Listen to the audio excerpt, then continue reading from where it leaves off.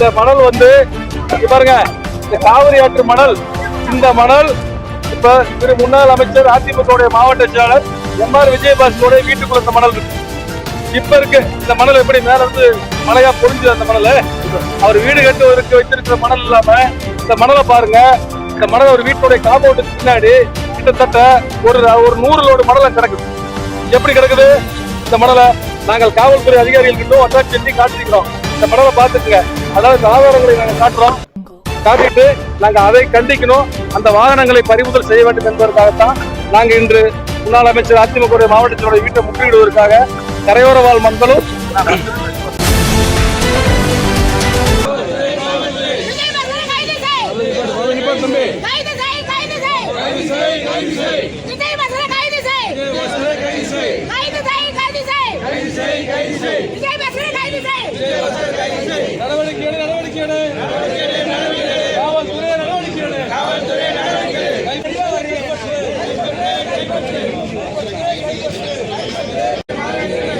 பதுக்கி வைத்திருக்கோம். விஜயபாஸ்கர் மீது நடவடிக்கை எடுக்கும்.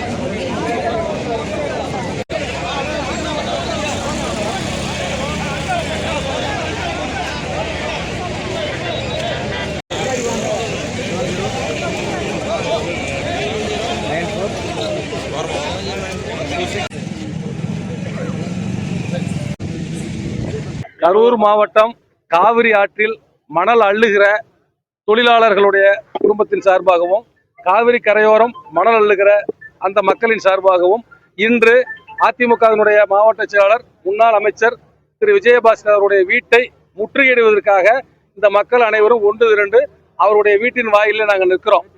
தொடர்ந்து இவருடைய அத்துமீறல்கள் காவிரி ஆற்றிலே மணல் அள்ளக்கூடாது, மாட்டு வண்டிகளே அள்ளக்கூடாது என்று ஆய்வு மேற்கொள்கிறேன் என்ற போர்வையில அங்க இருக்கக்கூடிய மாட்டு வண்டி தொழிலாளர்கள் மீது வழக்கு போடுவதும் வழக்கு பதிவிடுவதும் தொடர்ந்து இது போன்ற இடையூறுகளை செய்து கொண்டிருப்பதால் அவர் மீது காவல்துறை நடவடிக்கை எடுக்க வேண்டும். அதே மணலை திருடி அவர் வீட்டில் வைத்திருக்கிறார். அதை ஆதாரத்துடன் நாங்கள் காவல்துறை உயர் அதிகாரிகள் மற்றும் வருவாய்த்துறை அதிகாரிகளிடம் காட்டியிருக்கிறோம். அதனால் அந்த வாகனங்களையும் கைப்பற்றி காவல் நிலையத்தில் நிறுத்த வேண்டும். இல்லை என்றால் மாட்டு வண்டி தொழிலாளர்கள் மீது போடப்பட்டிருக்கிற வழக்குகளையும் அந்த மாட்டு வண்டிகளையும் விடுவிக்க வேண்டும். பகிரங்கமாக காவிரி மணல் பிரச்சனை இவர் தலையிட மாட்டேன் என்கிற உத்தரவாதத்தை வழங்காத வரை இந்த கூட்டம் கலந்து செல்லாது. அவர் வீட்டை முற்றுகையிடுவதற்காக மாபெரும் மக்கள் ஆர்ப்பாட்டமாக இங்கே நடத்தி கொண்டிருக்கிறோம். நான் ஒரு பேட்டியில மாட்டு வண்டியில் எந்த தடையும் சொல்லல, மாட்டு வண்டின்னு சொல்லிட்டு லாரியில் அள்ளுறாங்க. இவரு எந்த மாட்டு வண்டியில அள்ளி அதை லாரியில போட்டதை பார்த்து ஆதாரத்தோட வெளியிட்டார். சரி, அப்படி சொல்றாருன்னா உள்ளுக்குள்ள இருந்த கிட்டாச்சி ஒன்றும் லாரி ஒன்றும் அவருடைய கட்சியை சேர்ந்த அதிமுக நிர்வாகி மண்மங்கலத்தை சேர்ந்தவருடைய வண்டி நிக்குது இல்ல, எப்படி நின்றுச்சு? எப்படி நிக்குது? இதை பேசினால் பெரிய லெவல்ல பேசி கொண்டிருக்கலாம். நல்லா புரிந்து கொள்ள வேண்டும். அந்த பகுதியில ஏற்கனவே அந்த கரையோரம் இருக்கக்கூடிய மக்களுடைய இடத்துல பட்டா இடங்கள்ல நமுட்டு மண் எடுப்பதற்கு அனுமதி வாங்கி லாரி போயிட்டு இருக்கு. பட்டா இடத்துல நமுட்டு மண் வாங்குறது எடுத்துட்டு போறதுக்காக அனுமதி வாங்கித்தான் லாரியில போயிட்டு வந்துட்டு இருக்காங்க. இவர் அதையும் இதையும் இணைத்து முடிச்சு போட்டு பேசுகிறார். அது தவறு.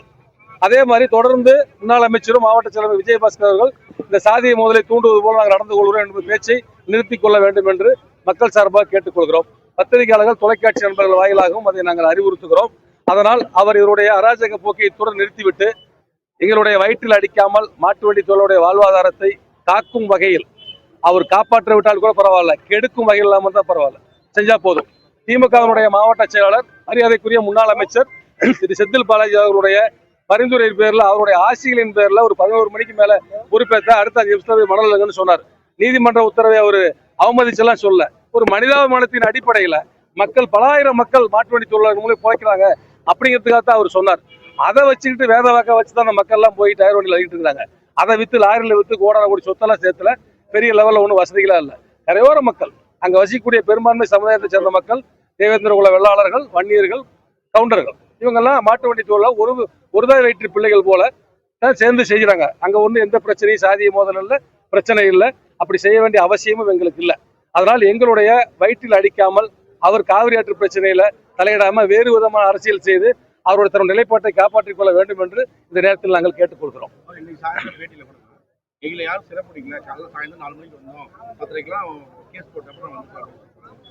நல்லா பண்றாங்க, புரிந்து கொள்ள வேண்டும். இருங்கப்பா, சரி, இல்ல நாங்க ஆதாரத்துடன் அதை நிரூபிக்க தயாரா இருக்கிறோம். நாங்கள் ஆதாரத்துடன் இதுக்கு தயாராக இருக்கோம். இவர் சிறைபிடிக்கவில்லை என்று சொன்னால் இவர் நன்றாக பத்திரிகை தொலைக்காட்சி நண்பர்கள் தெரிஞ்சுக்கங்க. இவரு இங்க இருந்து ஆய்வுக்கு வரும்பொழுது ஒரு 7-8 வாகனங்கள தான் வர்றாரு.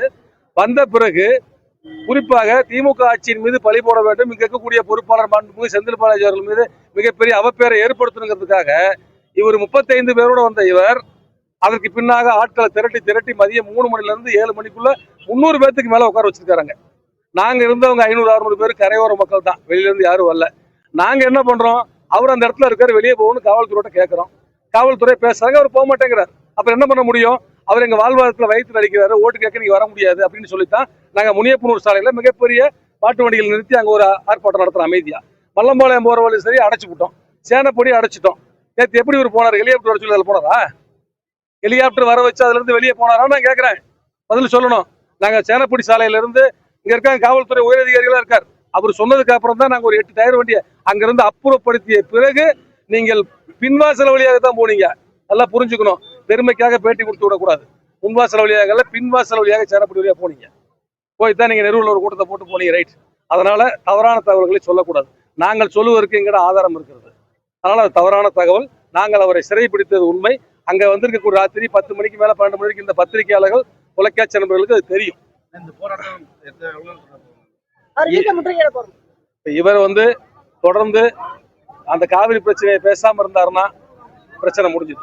காவிரி ஆற்று பிரச்சனைக்குள்ள உள்ள ஆய்வு பண்றோம், அது பண்றோம், இது பண்றேன்னு சொல்லிக்கிட்டு மாட்டு வண்டித்தோட வயிற்றுல அடிச்சாருன்னா இது வேறு விதமா நாங்க கொண்டுட்டு போவோம். அங்க உட்கார்ந்த சாலை மறியல்ல இன்னைக்கு அவர் வீட்டுல உட்காந்துருக்கோம். அடுத்ததாக பலாயிரக்கணக்கான மக்களுடைய ரேஷன் கார்டை கொண்டு போய் மாவட்ட ஆட்சியர்கிட்ட திங்கட்கிழமை அன்னைக்கு ஒப்படைச்சிட்டு மிகப்பெரிய அங்க அறவழி போராட்டத்தில் நாங்கள் முன்னெடுப்போம் என்பதை தெரிவித்துக் கொள்கிறோம். இப்ப அவருடைய வீட்டை முற்றுகையிடுவதற்காக நாங்கள் இங்கே 3:30 மணிக்கு ஆதாரத்துடன் அவர் வீட்டுல கிட்டத்தட்ட ஆத்து மணல்னா கொஞ்சம் மணல் கிடையாது, வீடு கட்டுவதற்காக வைத்திருக்கிற மணல் அல்ல, வீட்டுக்கு பின்னாடி காம்பவுண்டை சுத்தி பதுக்கி வைத்திருக்கிற மணல் 100 லோடுக்கு மேல பதுக்கி வச்சிருக்கிற ஆதாரத்தோட உங்ககிட்ட காட்டியிருக்கிறோம். அப்புறம் இவர் எப்படி மணல் திட்டத்தை பத்தி பேசலாம்? ஒரு தவறை செய்வதற்கு தவறு செய்யாதான் தான் சொல்லணும். இவர் கடந்த 5 ஆண்டுகள் அமைச்சராக இருந்த போது ஒரு புடி மணலை கூட எடுத்துட்டு வரலையா? அதனால் அவர் இந்த பிரச்சனையை இதோட சுமூகமாக விட்டு விட்டால் நாங்கள் எங்களுடைய அறவழி போராட்டத்தை விட்டுவிட்டு நாங்கள் வயிற்று வாழ்வாதார பிரச்சனைக்காக நாங்கள் மாட்டு வண்டியில் மணலிட்டு வருவோம். தொடர்ந்து இதையும் அவர் தொடர்ந்து பண்ணிட்டே இருந்தாருன்னா நாங்கள் அவருடைய பொருளாதாரத்தில் கை வைக்க வேண்டிய சூழல் ஏற்படும்.